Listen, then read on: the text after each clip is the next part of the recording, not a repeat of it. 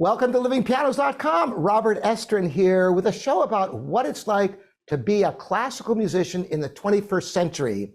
And I'm so pleased to have violinist Andrea Cicalese, who I got the opportunity to hear in a private concert right on the lake, just a few blocks from here, with dear friend and sensational pianist Zsolt Bognár.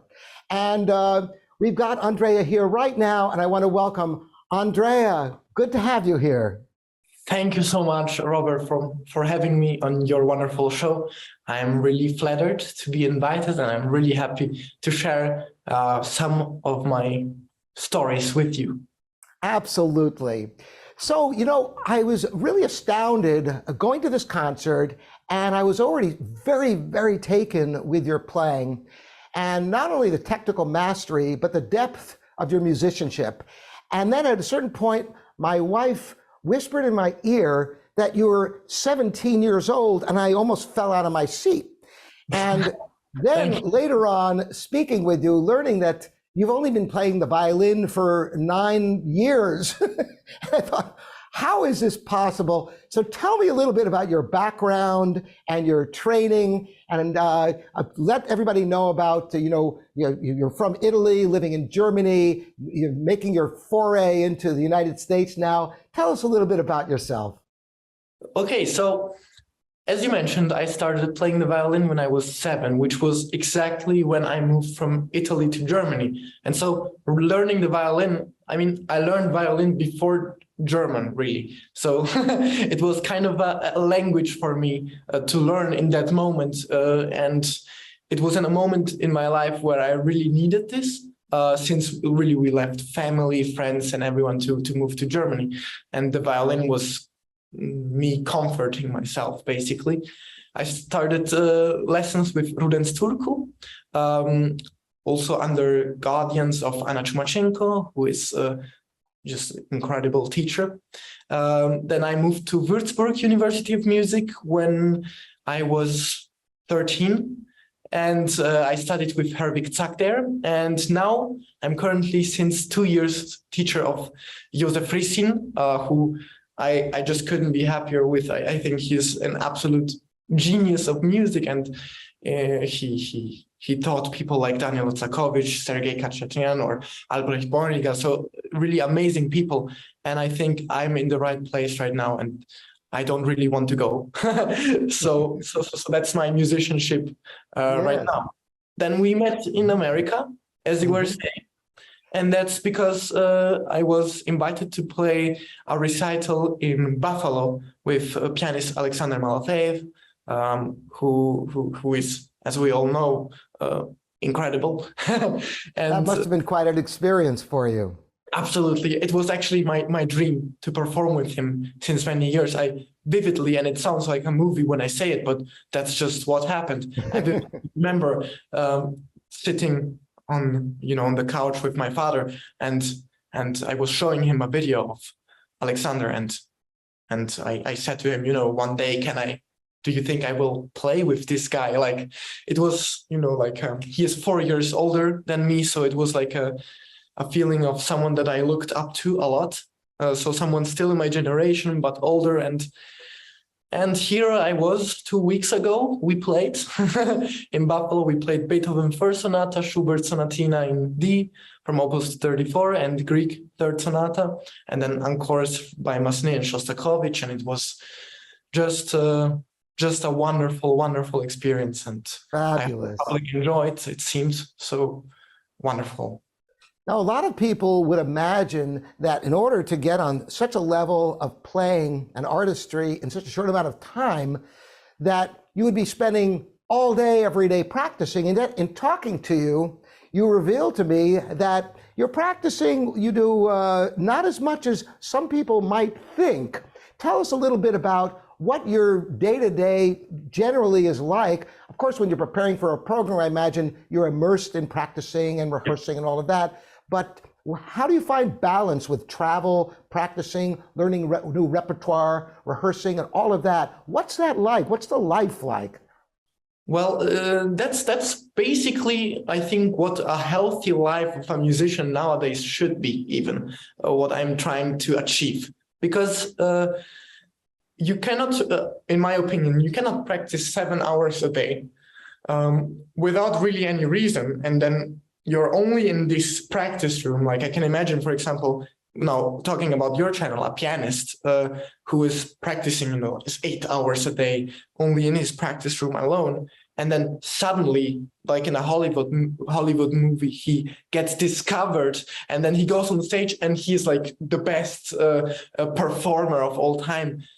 That can happen, sure, but I believe that to perform well, which is what I try to do, you must have a life, you must have experiences, you must see nature, art, literature, friends, communication, love, hate, everything must be there in order to have something to say, I believe.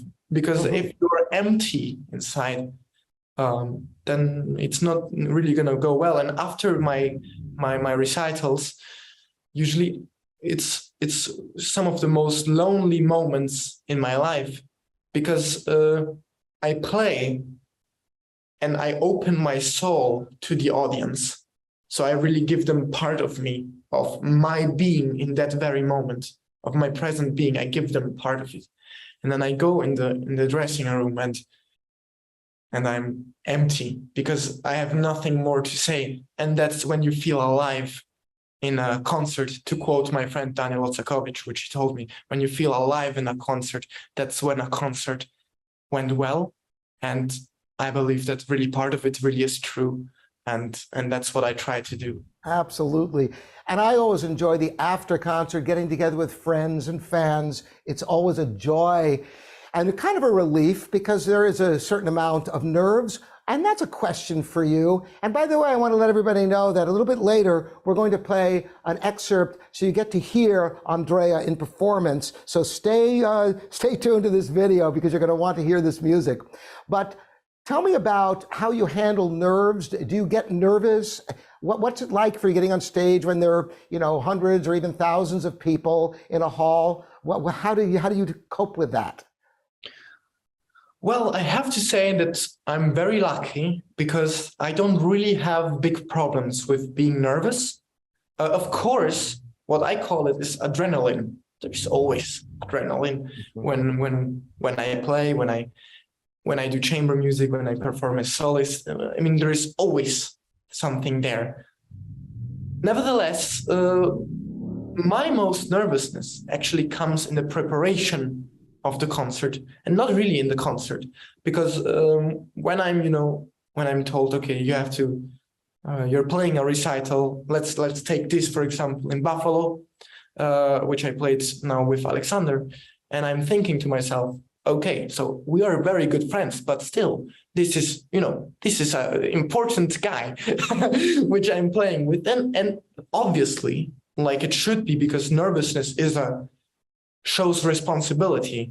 You want to do well, and that's why you become nervous. I mean, you feel certain responsibility for the audience. Nevertheless, I think that in my preparation, I prepare so hard and so well, or I try, that at least I feel very confident about what I'm doing. And when I got to rehearsals with Alexander, which we did, I think, maximum 2 days of rehearsal for 1.5 hour long program, after all. So really not much time. We were already seeing that things were working really well. We were a good team. We were playing well together.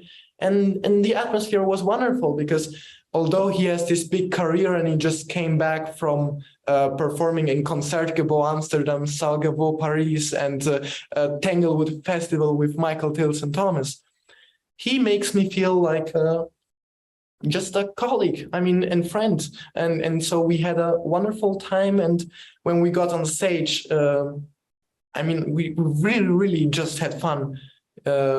together and also backstage. I mean, it was just a funny moment. We behave like little brother, big brother, basically is our relationship, or, you know, who gets the last cookie type of thing.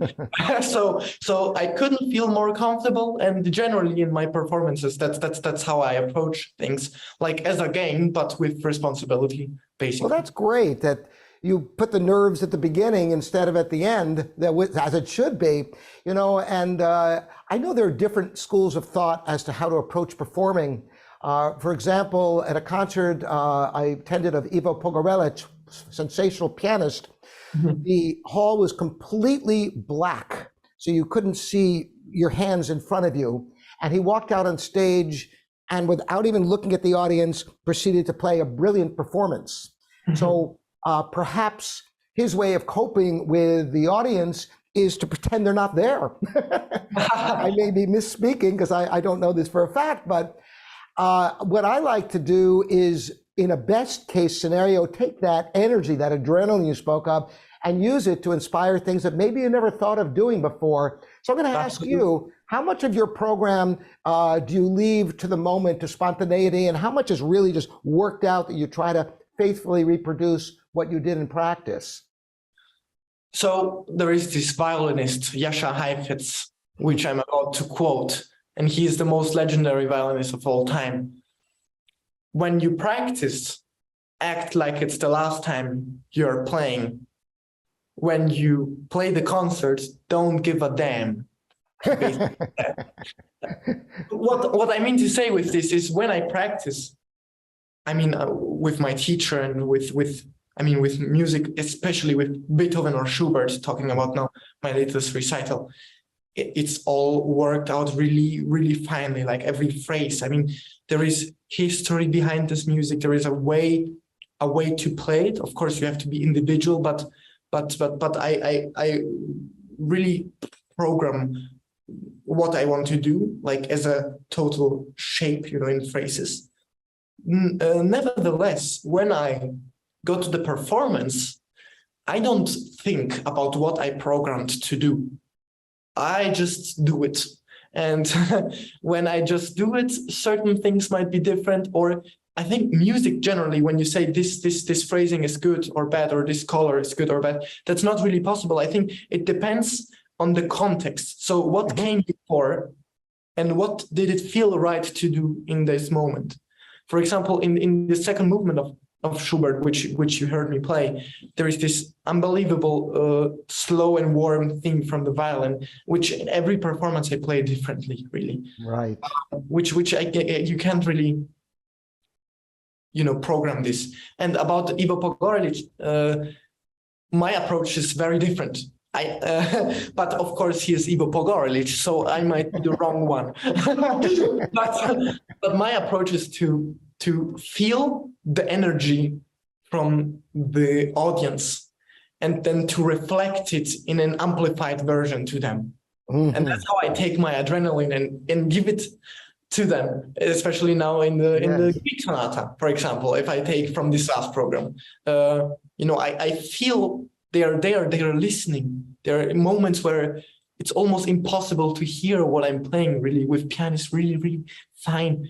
And then they're listening and they give me this energy, which later I can explode, really. And that's super important to me. And a more intimate hall, and rather than the 2,000 places black hall where you see just yourself, more intimate hall where I can connect more with the people is what I personally enjoy the most. Yes, well, it was a joy hearing you. It was a joy hearing you in an intimate setting, and we sat in the first row, so I was maybe 5 or 6 feet from you. And you know, growing up with my father, Robert Estrin, hearing him as a concert pianist up close all the time, and whenever I'd go to concerts of his, it was like so much less energy. I mean, when you're in the same room with a concert pianist or a concert violinist, the energy and intensity is so amazing. But getting back to this idea of what to do in a performance, how much to do is what you've practiced, and I sometimes liken it to a conversation. If you've ever had an important interview or something, you might rehearse in your mind everything you're going to say to the last detail. But then once you come to the actual conversation, or in this case, the performance, there is a give and take with the audience and certainly with the musicians you're playing with. So you can never really predict where it's going to go. And you can never recreate, even if you do the greatest performance you've ever done in your life, you can't then say, oh, that's the way I'm going to play it. And it's never going to be the same. Not really. I think you can have you can have an idea of how you want to construct things. Or generally, here I want to be quieter. But the exact tone, the amount of vibrato, the warmth in the bow that you decide to give, or the exact tempi, which we can see, for example, in speaking of pianist Mikhail Plednyov, his tempi are, I heard in Verbier, all the Chopin preludes, nocturnes, Scriabin impromptu, and Beethoven concerto. And it was the most unbelievable concerts of my life, I think. I learned so much from that because I've never heard such a pianissimo really being played on the piano, like really nothing but still with quality. And at the same time, like his tempi, when it takes time, how he plays the melody compared to bass line. So his timing is unbelievable, and I cannot believe that it's always the same. Indeed, it's impossible. And I think that's when you become a great master like him, although I hate the word master in music.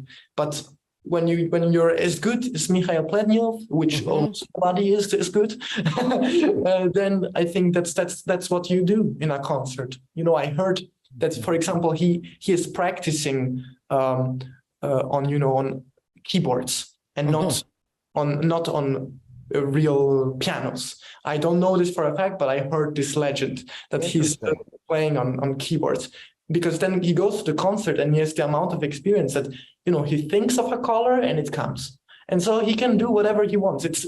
I call the stage usually, I call it when I get in a hall, I say out loud to myself, okay, so this is my playground today. That's a great attitude. I want to talk a little bit. First, I want to let everybody hear a bit of your playing, and then I want to revisit the idea of the way players played in the early part of the 20th century compared to the playing styles today on violin, on piano, and all instruments. I think there's quite different. I think we'd have a lively discussion about that. But let's take a little break and hear some of your wonderful playing. Thank you.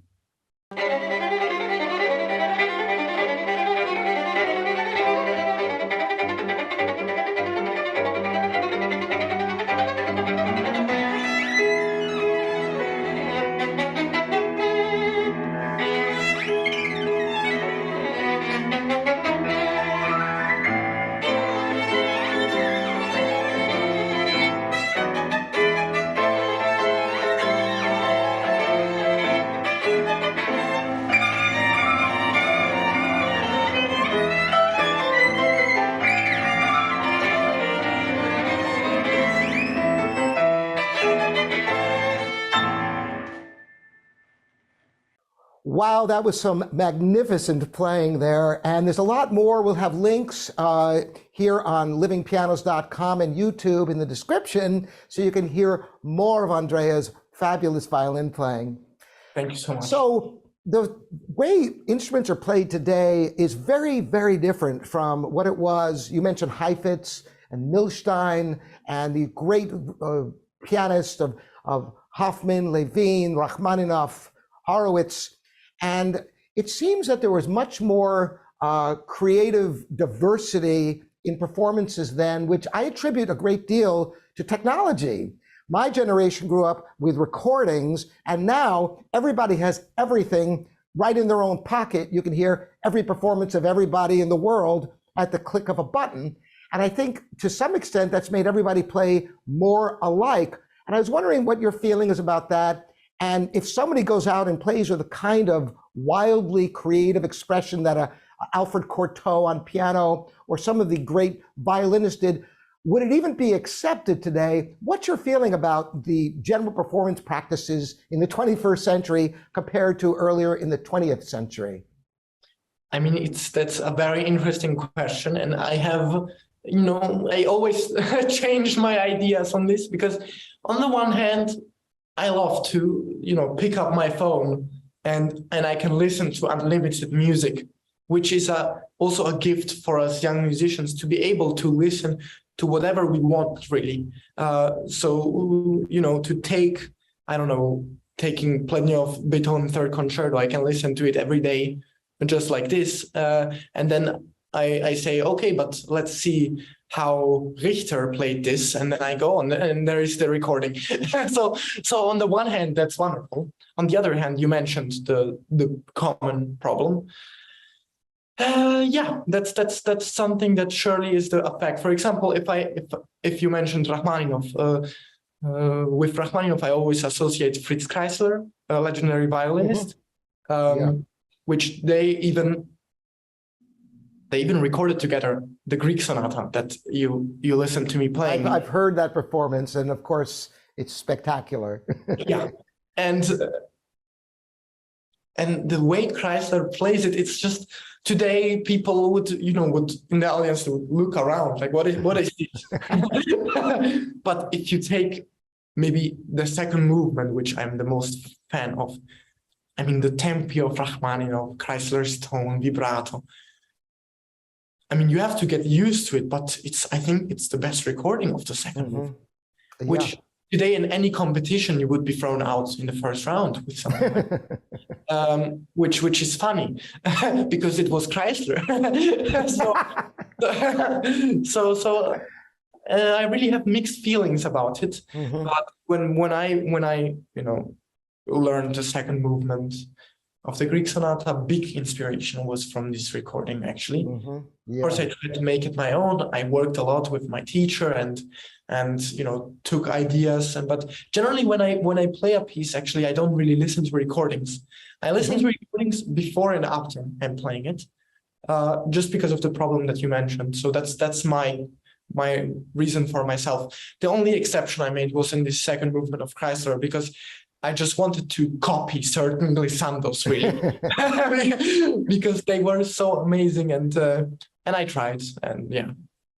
What I do, I purposely don't listen to any recordings until after I have a piece on performance level, and then I go crazy and I start listening to every single performance until I drive my wife crazy because I'll listen to so many. It's insane because I kind of get, it's so interesting to hear how different people play a piece, but I don't want to be influenced before I have my own convictions about it. An important thing that, as you were mentioning in your generation, you were buying CDs from people that you admired and you were spending money on it, right? So it was an effort to buy them for everyone.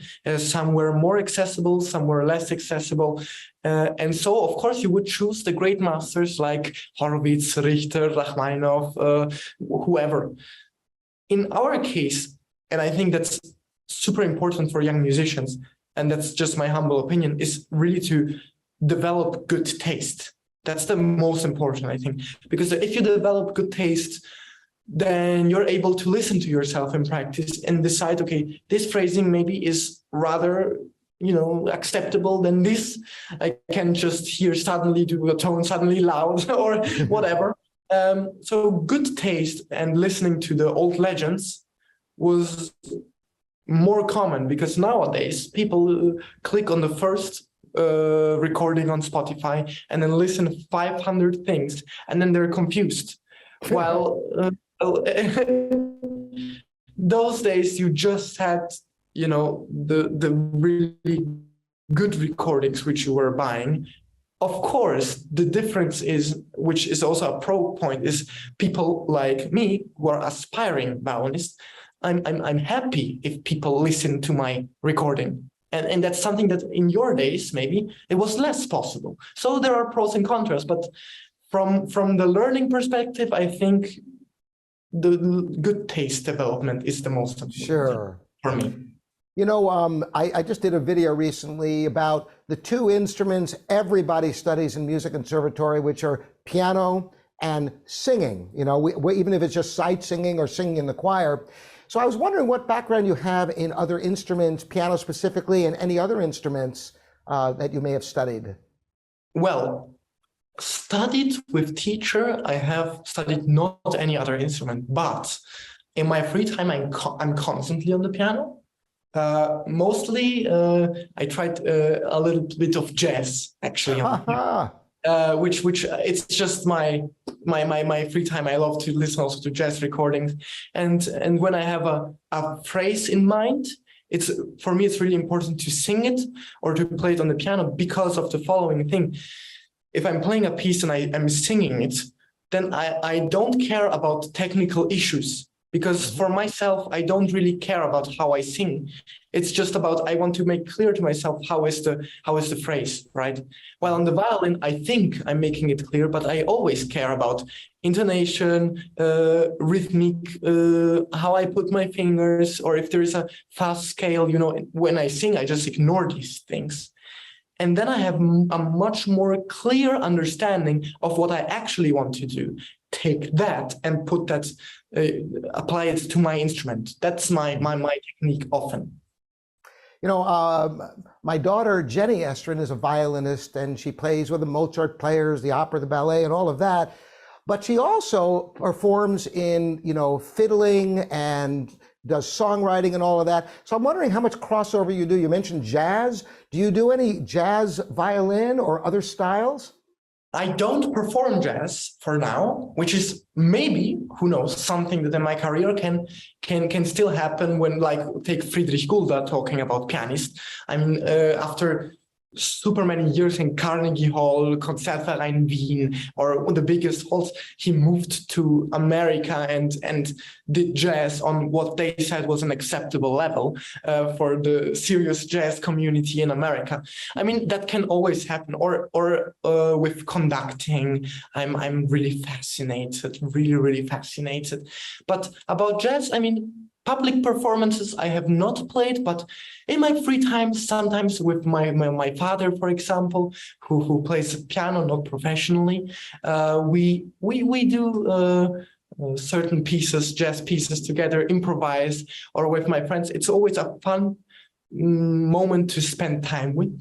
I tend not to do it too much, simply because some technical aspects are really different in jazz violin. And I want to not ruin my technical preparation for classical music. But, you know, I think once every 2-3 days, I always play some jazz for an hour. I do that always. And it's super important for me because we classical musicians tend to take music too seriously. Or not music, but, you know, their performance, or how there was like one wrong note, like, you know, this type of thing, which of course I have to do as well because I want to compete on high level and make the big career. But at the same time, I see music very different. I see it like a game that is played. I was asked by Zsolt Bognár, talking about him in the Living the Classical Life episode that we just shot. He asked me, you know, how seriously do we have to take music? And my answer was actually that if my goal is just to learn, and if I see children from 0 to 7 years old, how much they learn, but how not seriously they take it, that's what I'm inspired by, essentially. That's a very great observation, and it's the discovery and curiosity that makes it to have a playfulness about it instead of such a seriousness. Not to mention the fact that so many people think of classical music as being serious music. And certainly there are some devastating, you know, movements of Shostakovich or Mahler, but then again, there's playfulness in these composers as well. I mean, take Mozart, it was just a game, really. Yes, I mean, exactly. The genius of all was just a game. And in some, I mean, I remember in one horn concerto, which he wrote for a friend. I don't remember right now which horn concerto, French horn concerto, but he even wrote a part where it makes it sound like the horn player messed up. And then it starts again, like he forgot the music. Well, you know, the musical, you might be referring to the musical joke of Mozart that has all those wrong notes in the horn, which is, it's classic. I'm actually a French hornist, so I think that might be because I'm intimately familiar. I played all the Mozart horn concertos, but the musical joke of Mozart is, if I think that you might be referring to that, which is, I'll put a link to that in the description also, because it really is fun to listen to. Before you go, I just wanted to get an idea. I know you're from Italy, living in Germany, and I don't know how long you're in the United States. Tell us a bit about your immediate plans and what your long-term hopes are for your future with the violin and in life in general. Yeah, so as I said, I come from Italy, and I always go back to Italy, really, because I'm still in high school. So in Germany, here I attend high school. In Munich, in Karlsruhe, which is 4 hours away, I have violin conservatory lessons. And yeah, I play here, of course, because just more people know me here. And in America, I went now 2 times, both to meet with Alexander Malafeev. The second meeting to be interviewed by Zsolt Bognár and have a wonderful discussion on living the classical life, and to give 2 recitals in Cleveland, one you attended, and one in Buffalo. With Alexander Malafeev, and so that's my experience in America, which was just wonderful. And then I was in New York later, which is just a big jungle and really exciting for me. About my immediate plans, I'm now going to, from between end of January and April, I have 7 concerts with Vivaldi Winter to perform, where I'm going to perform the Winter, and then there is other music with ensemble to perform, and accompanying me are members from Munich Philharmonic Orchestra, which is really nice. We did the same with Beethoven Concerto once, and the most wonderful thing about it, which is why I'm mentioning this exact event, actually, it's for children. Children who want to listen to to music. They come with their parents, and they just listen, and there are these fun interactions later with the children. And yet the music is on a really high level, because as I mentioned, the orchestra is Munich Philharmonic members. So it's just wonderful to make music on high level, but at the same time keep in mind that this is for people who never heard maybe even the violin. Of course, adults are welcome too, but we have this short tour in Bavaria, 7 concerts, all for children, with Heinrich Klug, first cellist of Munich Philharmonic, who, can you imagine, he played Shostakovich cello concerto for Shostakovich in Moscow. Oh. So he's a really great guy, really good friend, and yeah, it's wonderful. That's my immediate plan. Then plans in the future. I mean, I hope to do, apart from soloistic